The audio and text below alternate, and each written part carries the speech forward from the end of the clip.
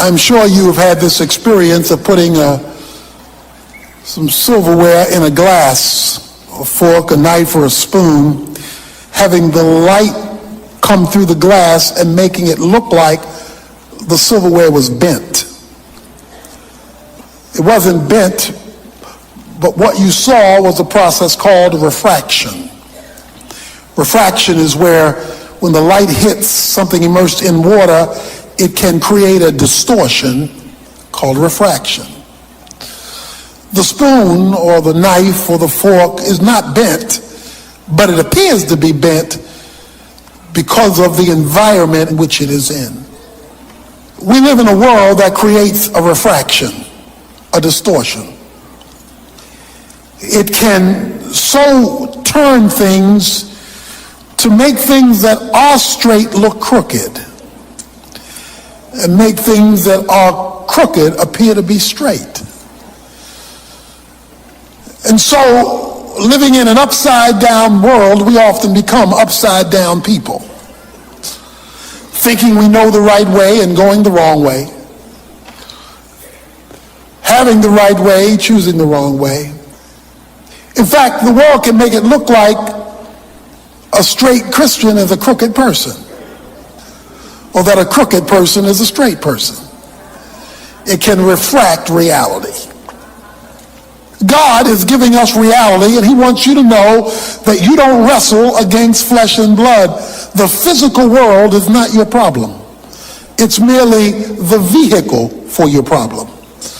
Because he says in verse 12, we wrestle against principalities and powers and forces of wickedness that are located in heavenly places, or the spiritual realm. That is, the physical world gives you the fruit. The spiritual world is the root. So if you address the fruit of what the five senses brings to you, flesh and blood, without addressing the root of the spiritual world from which it emanates, you will forever, I will forever, we will forever be doing patchwork on the physical because we have never addressed the cause in the spiritual. If you and I, if we would ever take seriously the invisible spiritual realm, we would fare much better in the visible physical realm. But because of the process of refraction, distortion, the spiritual realm has been made to be seen as unreal and out there. Because after all, we operate in the world of the five senses. The five senses are very real and very necessary, but they're not the starting point for the Christian who's been seated with Christ in heavenly places. That's not where we start. That's what we deal with, but that's not where we start. The moment you start there, you're in a refracted scenario, because you're not getting things as they truly are, you're getting them as they appear to be. He has said that God has provided armament for us to wear as we deal with spiritual battles in life.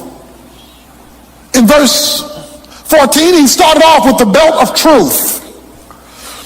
Truth is God-based knowledge. It is knowledge from God's perspective. It's God's viewpoint on a matter.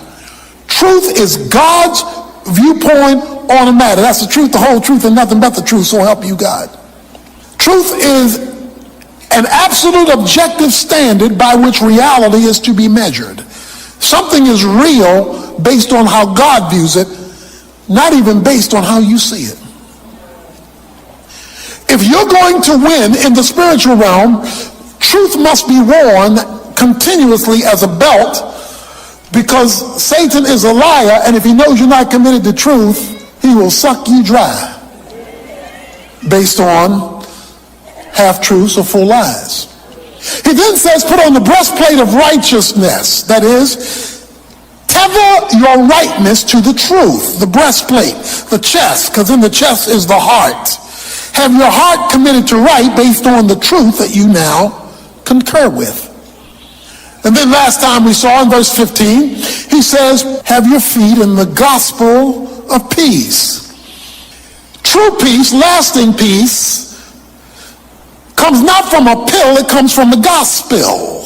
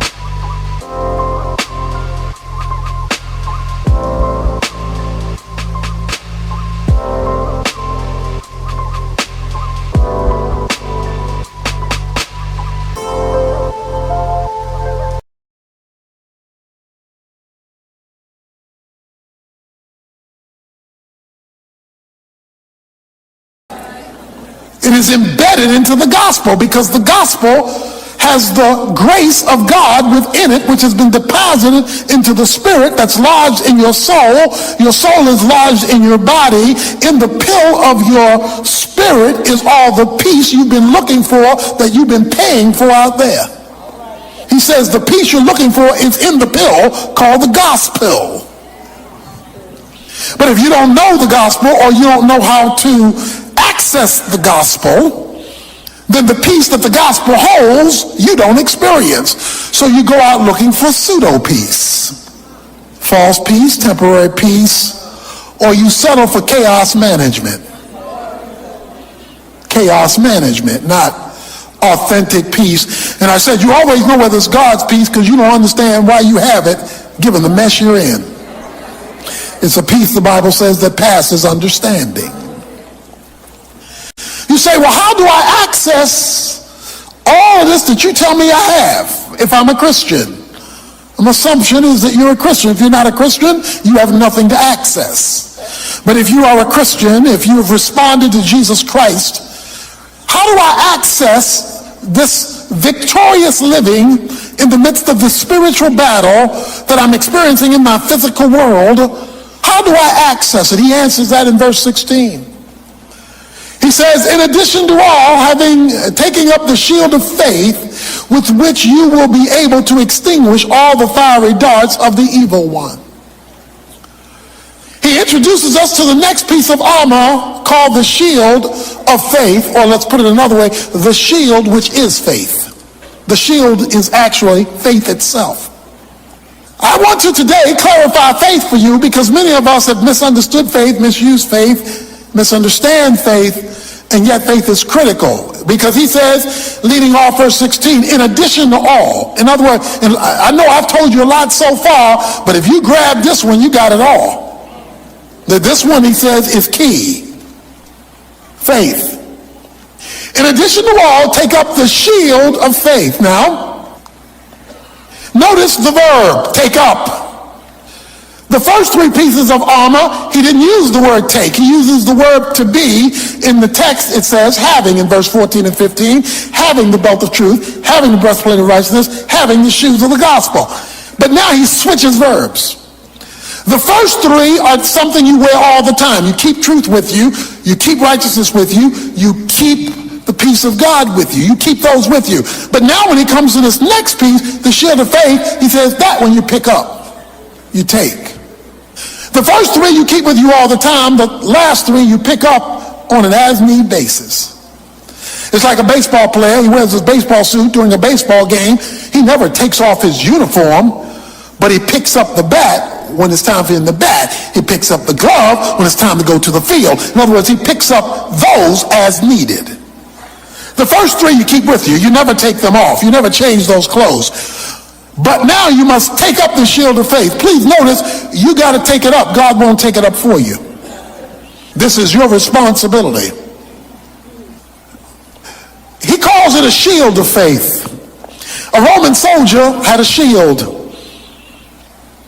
When it was time for him to fight, he would take his shield. The shield was 2.5 feet wide, 4 feet long. This shield was so situated that a Roman soldier could crouch down and hide his whole body behind it. In other words, the shield covered all of him.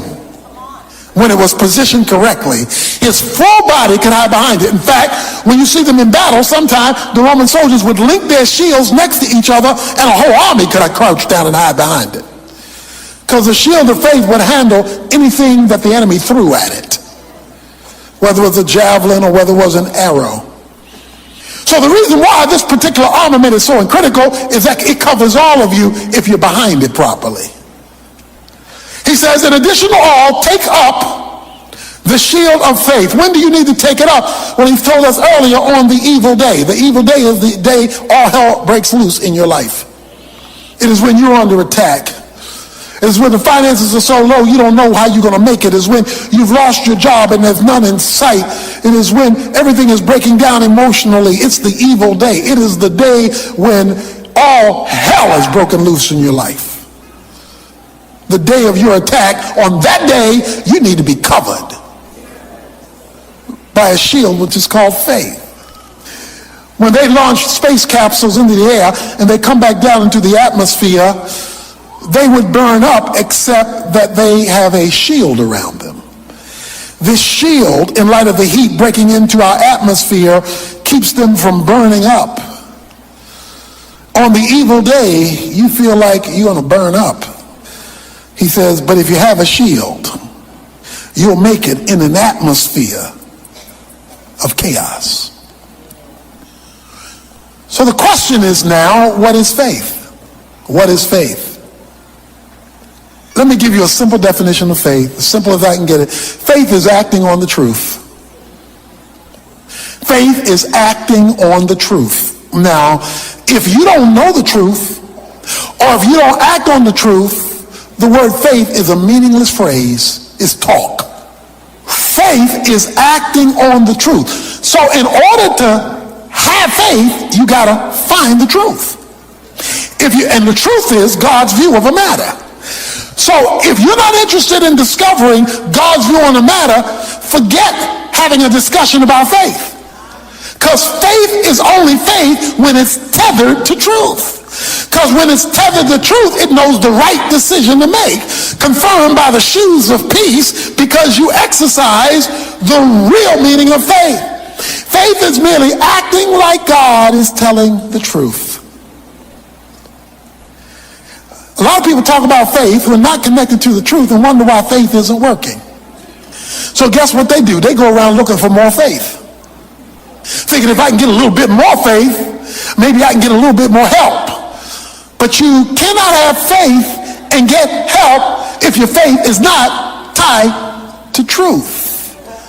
And truth is what God says about a matter. Let me tell you what truth is not, or necessarily not. Faith is not necessarily feelings. You can feel full of faith and have no faith. You can feel faith faithless and be full of faith. Faith is not based on how you feel. Now, how you feel may be consistent with faith in a given moment, but at another moment, how you feel may have absolutely no correlation to faith whatsoever. Because feelings are circumstantially driven. You feel based on how things are going. If things are going well, I feel good. Dun, dun, dun, dun, dun, dun, dun. If things are not going well, I feel bad. Because circumstances dictate feelings. And you can't always control that. You can't always control that. I am glad my faith is not tied to my feelings, because then my faith would be as up and down as my feelings are.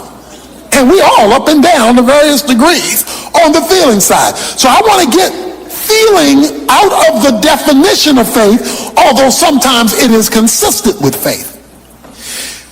Faith is acting on the truth, whether I feel the truth or not, whether I like the truth or not, whether I agree with the truth or not. Faith is acting on it.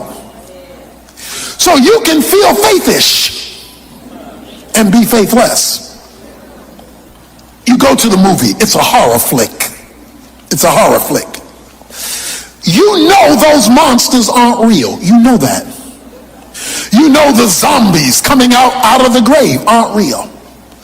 Yet you're sitting there, covering your eyes, can't sleep because you remember the show. And you know it's not real. You know that. You knew it before you went in. You knew it while you were watching it. You knew it when you left, and you're still all shook up.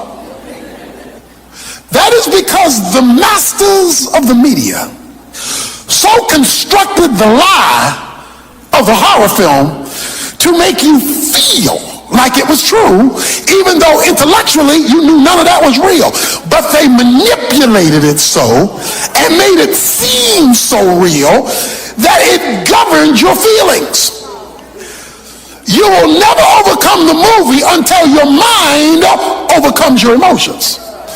Because your emotions are controlling you based on a lie that the movie perpetuated to you. And as long as they can keep the lie in your mind, they can keep you up at night, and you're being kept up by something you knew wasn't true. When we allow faith to be defined by feelings, we will always be confused. So let's put faith in the objective place where it belongs. I love this story in Luke 5. Jesus asked Peter, Peter, have you caught anything yet? Peter said, no, we haven't caught anything yet. Jesus says, Peter, why don't you cast your net on the other side? Peter says, Jesus, let me help you here. You stick with preaching. I've been fishing all my life. This is the Zebedee Corporation, and we know fish, you know sermons. He seeks then to instruct Jesus on how fishing works. Jesus, point number one, we have been fishing all night. Okay, so let's get this straight. For 12 hours we have been out there fishing. They are not biting.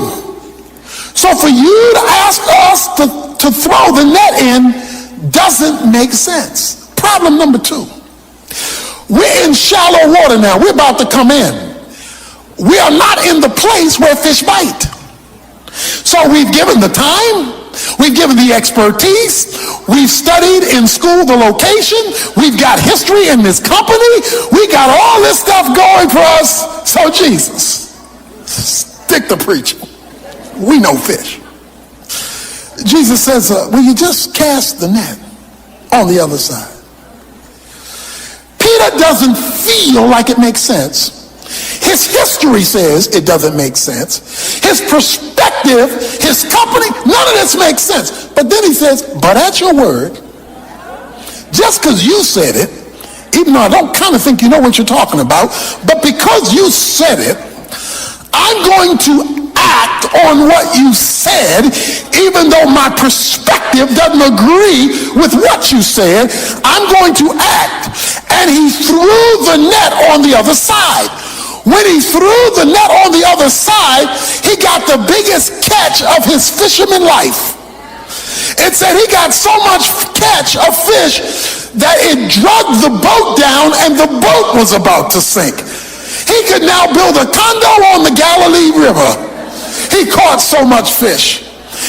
He discovered on that day a principle of faith that if you and I would ever discover it, it would be transforming in my life. In spite of what I learned, in spite of what my history is, in spite of what my background says, in spite of my education, in spite of all the stuff I have accumulated, in spite of my own perception of my own natural brilliance, if I would simply do what he says, I would discover there is a lot more to this than I ever knew. Because I would discover my finiteness and I would discover his infiniteness. I would discover, see, one of the things that's keeping us from experiencing God is we know too much. We know too much.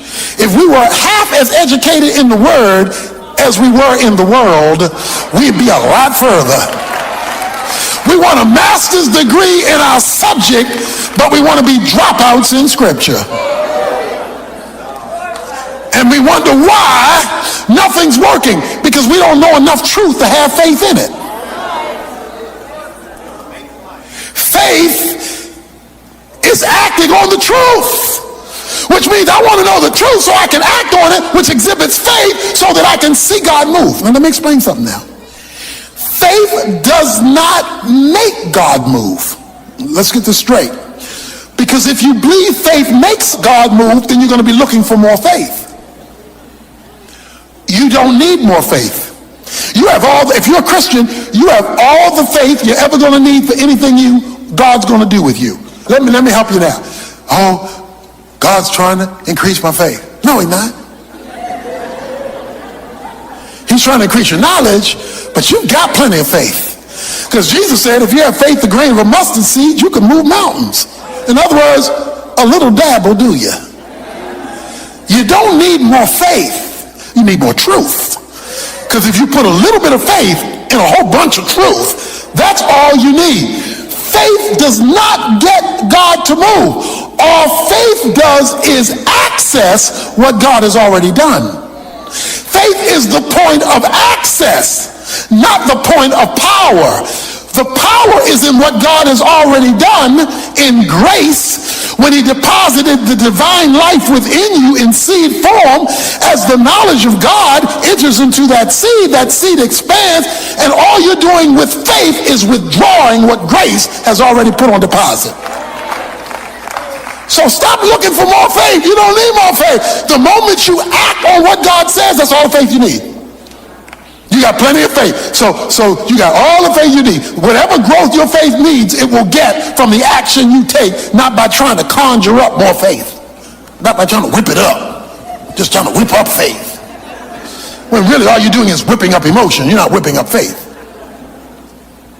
He says, I want you to have the shield of faith. Faith is your access point. Romans chapter 5 verses 1 and 2. He says faith gives you access to grace, and grace is where God has deposited everything he's going to do for you. Everything God is ever going to do for you, he's already done. He can't do anything more. So even when you say God bless me, it's kind of we understand what each other means, but all the blessings he's ever going to give you, he's already given you. There's nothing new he can do for you. Your problem, my problem, is withdrawing it, not getting it. It's already given. Faith withdraws it. So here it is. Grace puts on deposit all of God's goodness on your behalf. Faith accesses the deposits. Work proves you're exhibiting faith. Work proves you're exhibiting faith. Faith accesses grace. Grace has on deposit what you're looking for. Works don't get grace, because once you attach works to grace, it's no longer grace. Romans 11:6 says. Once it's of works, it's no longer of grace. So works don't give you grace. Works just access faith, and faith accesses grace. That's how it flows. So, he says, put on the shield, this covering called faith. Faith is a law, Romans 3:27 says. It's a rule whereby you operate. He says you're not only supposed to get saved by faith, he says in Romans 1, you're supposed to live by faith. In other words, this is supposed to be the way you flow. You're supposed to have a faith walk. That's why the Bible calls it walking by faith. You're supposed to have a flow faith. It's supposed to be the way it's supposed to be your groove. It's supposed to be your zone. It's supposed to be your modus operandi. But it must be linked to truth. Now here it is. Please notice this. I'm explaining faith. Faith, if you want it to be real, watch this now, cannot be limited to your five senses. If you limit faith to your five senses, it won't be real faith. It won't be real faith. Because we're talking about accessing the invisible realm, not the visible realm. So we're not talking about accessing the stuff you can see and touch and taste. Hebrews 11:1. Faith is the substance of things hoped for. It is the evidence of things not seen. If you can see it, it's not faith. If it's tangible and if it's moving in the physical realm, it's not the faith God is talking about. That's just human faith anybody can have. Anybody gonna believe something that they looking at? I believe you sitting there. How come? Because I see you. That's not what he's talking about. He's not talking about that. He's saying it's the evidence, it's the substance, so it's real. Even though it's in the spiritual realm, it's real, and it has evidence. It's provable, but it's not yet seen. The whole point of faith is to grab something out of the unseen realm and bring it down to the visible realm. So you never start with what you see to determine whether you have faith. That's called sight. It's a whole other word. And because we don't live by faith, in other words, because that's not how we roll, that's not our flow, we don't see much grace. He says, in addition to all, above all things, take on the shield of faith. Why do I need the shield of faith? Faith. Acting like God is telling the truth. Acting like it is so even when it's not so, in order that it might be so simply because God said so. You go to the doctor because there's typically something wrong you can't fix. Because usually you started off with over-the-counter. You started off with human ability. You started off with your own mind could conjure up. You started off with what you could take care of yourself. So you went to the doctor and you went to the pharmacy. You went to Walgreens or some other pharmacy and you got some, something for your stomach, antacid, or you got something because you were going to do the best you can to make life better. But your best wasn't working.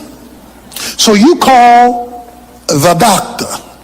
You tell the doctor, Doc, I've got a problem. My stomach hurts. The doctor's going to hear your call, but he's not going to take for granted your problem. He's not going to assume what you think is wrong is what's wrong. Now, you've talked about how you feel because you talked about the pain. But in his mind, there could be something else causing what you think is a stomach ache. So he's going to do a battery of tests to ascertain the truth about what's really wrong, creating the pain that you're now experiencing. Because all you know is the pain, you don't know what the real problem is yet until somebody who knows more than you assesses the situation, who can tell you what the truth is about what you feel. All you know is I feel a little something, but obviously I don't know enough because I couldn't fix it. So I'm going to you, Doc, for you to tell me what the real deal is. I need the truth. Why? Because until you get the truth, you can't fix the problem. See, as long as you're satisfied with antacids, and that's not your problem, then you're not dealing with the truth, although you think you're dealing with the truth. You're just dealing with limited knowledge. But the doctor has information you don't have. He comes out and he says, oh, this is the problem, which was more than just a general upset stomach. He says, this is the problem. He pulls out a sheet of paper called a prescription, and he writes on it words you do not understand. In fact, if you can read his writing, he's not a real doctor. Because one of the ways you know a real doctor's a real doctor is he can't write. You have this piece of paper, and he says, take this for your real problem, because those antacids you were taking is not your real problem. Take this. Maybe he's discovered an ulcer. You take a piece of paper that you don't understand to a pharmacy. You give it to the pharmacist, whom you do not know. The pharmacist goes back there with a whole bevy of medicines and starts putting your stuff together. That man could be putting strychnine and giving it to you because you don't know. The only reason you're doing this is you know he's qualified. You know, he's got a qualification. You don't know it based on what you're seeing, because what you're seeing may not be what it really is. And you don't even understand the paper, so you can't even test what he's doing by what's written in the paper. You got to believe that what he is offering is what's on the paper. So you've taken the prescription, you've gone to the pharmacist, he's giving you the medicine. Now you've done all that, you still got an upset stomach. And the reason why you have an upset stomach is the reason it was written and the reason you went to the pharmacy wasn't to get it, read it, and deliver it. It was to get it, read it, deliver it, get it, and take it. Until you take it, you've not fulfilled obedience. And if you don't fulfill obedience, you're not going to get better. Because your way was solving the symptom, not solving the problem. See, many of us, we come to church and we get the word and we say, well, I don't understand all that. I don't understand all that. I haven't studied Hebrew and Greek and Aramaic, and I don't fully understand all that, but I know the one who gave it knows what he's talking about, because he's a pro, he's a doctor. If there is no acting on what's prescribed, there is no faith that has been exhibited. And if there is no faith that has been exhibited, stop complaining to the doctor, his stuff not working. We've got a lot of people complaining to God, your way doesn't work, and we haven't taken pill first. Well, we took one pill and there are 20 in the bottle. He said take one every 4 hours, we take one every 4 days, and wonder why it's not working. Because we have not exhibited faith. Faith is not a feeling. Faith is not a discussion. Faith is an action taken based on the authorization of somebody who knows what he's talking about. Last time I checked, God knows what he's talking about. Why do you do this? So that you will be able to extinguish all the fiery darts of the evil one. He says the reason you do this, the reason why faith, that shield that you ought to crouch behind, because it can handle anything thrown your way. All the fiery darts of the devil. Notice, not all the darts or arrows. The word dart means arrows. The Roman shield is made of wood, but it's wrapped in leather or some kind of animal skin. When they went out to war, they dipped it in water. They knew that people were going to throw spears at them and that they were going to shoot at them. And that some would dip their tip of their arrow in pitch and light it. That's why he calls fiery arrows. That's an arrow that's been set aflame. You remember cowboys and Indians in the movies or in television? And the wagon train would be going around, and then the Indians would attack the wagon train. Then the wagon train would get in a little circle. Then the cowboys would get behind the wagons and start shooting at the Indians. And they riding around and they shooting arrows at the cowboys. Well, now, it really wasn't a fair fight, because at least in the earlier days, the cowboys had all the guns and the Indians had all the arrows. Man, that's That's not a fair fight. But there would always be this one smart aleck Indian. He would dip the tip of an arrow into some pitch. He would light it, so now it's a fiery dart. It's an arrow that's been lit up. He then pulls back the bow and shoots. That arrow is not for a cowboy. That arrow is for the canvas of a wagon. Because he knows if he can burn down the canvas, he can expose the cowboy. And now once exposed, I don't need fiery arrows. I just need arrows. Fiery darts are meant to dismantle you, so that now you become open for everything else he wants to shoot your way. He says the shield of faith is so strong that not only cannot arrows get you, arrows that's been put on fire can't even burn you down. He says the shield of faith is staggering. Why? Because faith enters into the realm of grace and accesses God at a whole nother level. It accesses God. That's why 1 John 5:4 says we are overcomers by faith. In order to be an overcomer, there's got to be something to overcome. Maybe you're trying to overcome joblessness or finances or emotional fire of the mind or emotional depression, or maybe it's relational fires that you're going through, or maybe it's sin and temptation that has set you aflame. Whatever the fire happens to be, he says faith can put it out. Faith can put out the fire.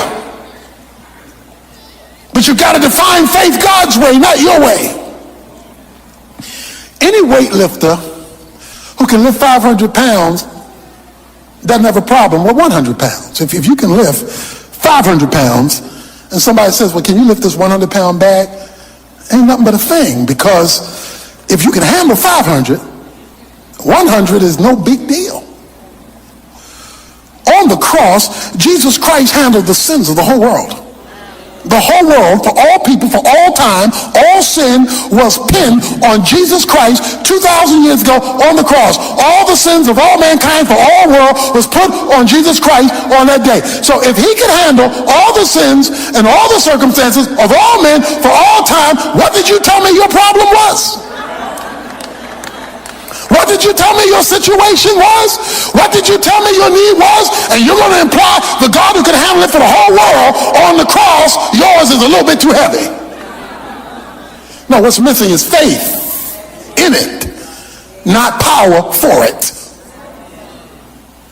What he is suggesting to us is that if we will take faith seriously as God defines it, you will experience victory as you've never had it before. I will never forget it. I will never forget it. This is lodged in my mind. The 1996 Olympics. Her name was Carrie Struggs. She was a gymnast, a little tiny girl. The United States gymnast team was in second place. Carrie Struggs was the last gymnast to go, and she had to make a certain score to overcome the first place team. I don't remember whether it was Romania or Soviet Union, but whoever it was, she had to do this certain 9-point something to overcome so that the United States would win the gold medal. So all the pressure is on little Carrie. Carrie stands and Carrie looks down because she has to vault. She has to go, propel herself, flip over the horse, and come back down standing up to get a high enough score. Little Carrie takes off and she's running. She hits the spring. She hits the horse. She flips over and she comes down, but she comes down wrong. And she horrifically twists her ankle so that she cannot even walk. She falls down. She cannot even walk. Low score. You could hear the hush over the crowd, particularly of the Americans. Oh no, you could see her team wince. And Carrie began to weep. Because this whole thing is riding on her. She has one more jump. One more jump. but she can't walk. And to do this, you got to be able to run, jump, hit, put pressure down and jump, flip, and you got to land standing up to get a high enough score to win. She's got one more jump.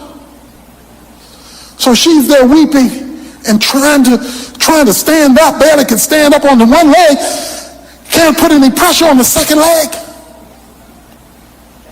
Over in the corner was her coach, Bella Corolla, the famous gymnast coach. He looked at Carrie crying because they couldn't go meet. He says, Carrie, everything about Jesus' life and ministry is special, but Luke chapter 7, verses 1 to 10 is unique. Why do I say that? Because according to verse 9, after he has the conversation with the centurion, it says, when Jesus heard this, he marveled at him. There are only two times that I recall in Scripture Jesus marveling. One is Mark chapter 6, verse 6, where it says, and he marveled at their unbelief. He was shocked. You see me doing all this, you see me achieving all this, and you still don't believe? I'm shocked. But here he marvels at his belief, what he calls his great faith. Story.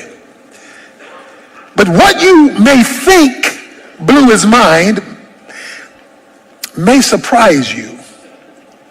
Let's set the scene. There is a centurion. A centurion was a mid-level officer in the Roman army who oversaw 100 soldiers. Thus, centurion, century, 100. He oversaw 100 soldiers in a legion of 6,000 soldiers. So the legion, the Roman legion, had 6,000, and he was responsible for 100 of those 6,000, much like a captain or maybe a major in our army. He had a servant who got ill. He got sick and was about to die. It says that the centurion heard about Jesus. Word had gotten out that this Jesus is something else.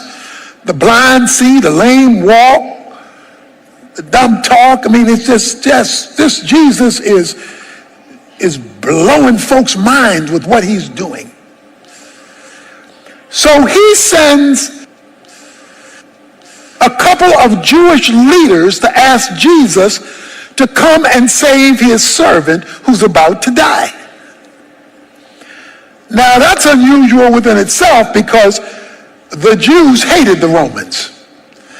But this Roman was cut in different cloth because the Jewish leader said he loves our nation and he even went into his pocket to build our synagogue. He says this guy has loved our nation. And you ought to help him. You ought to save his servant. So Jesus is now on his way to the centurion's house, who has made a prayer request. Save my servant's life. So far, so good. Jesus is on his way. He's gotten the prayer request.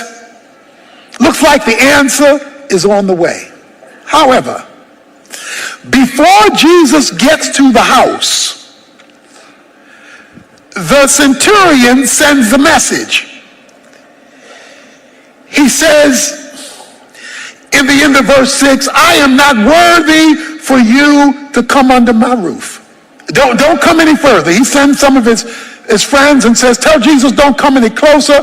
I'm not worthy. So one of the things we need to note as we get into this is this centurion, he may have had a lot of money, may have had a lot of clout, but in the presence of Jesus, he was a nobody. So I don't care how high you get, how much money you have, how much clout you